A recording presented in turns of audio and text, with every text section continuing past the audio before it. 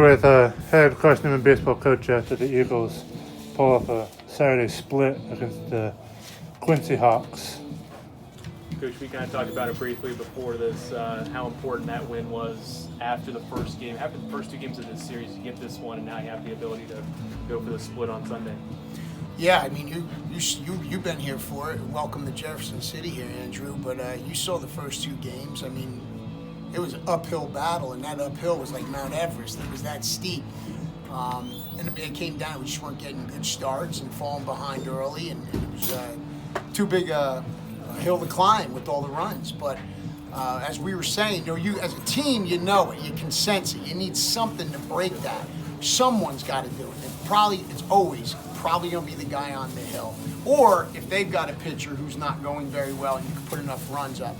And today in that 7-inning game, Matt Bradley gave us that start we needed right there. And against a really good hitting club, obviously. I mean, they're good. They're very disciplined, strong hitting team. But Matt Bradley gave us that start that allowed us to stay in the game enough to get some quality at-bats and some big key hits. Theme of the day offensively seemed to be a lot of good two-out hitting. Even in the first game, all three runs were with 2 outs. I think 5 or 6 more hits with 2 outs in the second game. So what did you see with the approach there with 2 outs? Well, nothing any different. And then we've talked about the mentality we got to have, and there are certain adjustments hitters make when you get to 2 strikes. But really, that's just more of mind warfare with the pitcher. It's almost like, I got this. I feel good about myself in this situation. Or do I have some doubt in my mind based on previous at-bats? Hitters and all players have to have short memories. Because you may be 0 for 3 and you're coming up with runners in scoring position, you got to lock it back in. And we had some great at-bats even in the first game. Andrew Carpenter didn't show for it, but hit the ball extremely well all day. The second game obviously got some big hits. Zach Bose, I thought, had good approaches. He's had them all weekend, actually. He's really been driving the ball well. And I think the big thing was Luke Goforth, a huge hit for us down the right field line. Again, a guy who hasn't had a lot of at-bats, but big situation, stepped up, and it's kind of like his brother, Ethan, Sometimes it don't look the prettiest, but he's a gamer. He's a competitor. And you'll take that over style any day, and that's what he does. And you've talked about this in the past with this team, a quick and forgetful mindset after that game 1. Yeah. Giving up those so many runs in the second inning and just falling behind.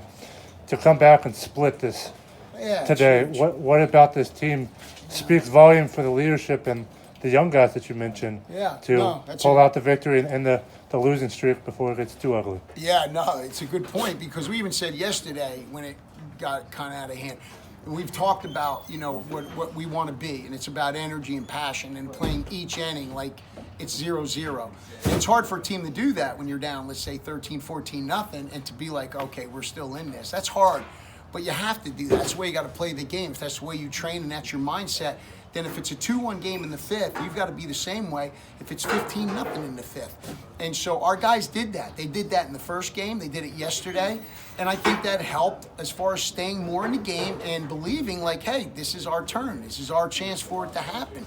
But you got to have guys in the dugout, and it is going to be your upperclassmen who believe in that and get their teammates to believe in that. And fortunately, I think that says a lot about the chemistry they have and the belief they have in each other to kind of stay with it through the good times and the bad times. As we said, it too shall pass. It's on our bracelet here, and that's really for good and bad things. It too shall pass. We just got to be patient and trust. And finally, one more final game at home. Ends this 13-game homestand in front of these crazy fans for Carson baseball.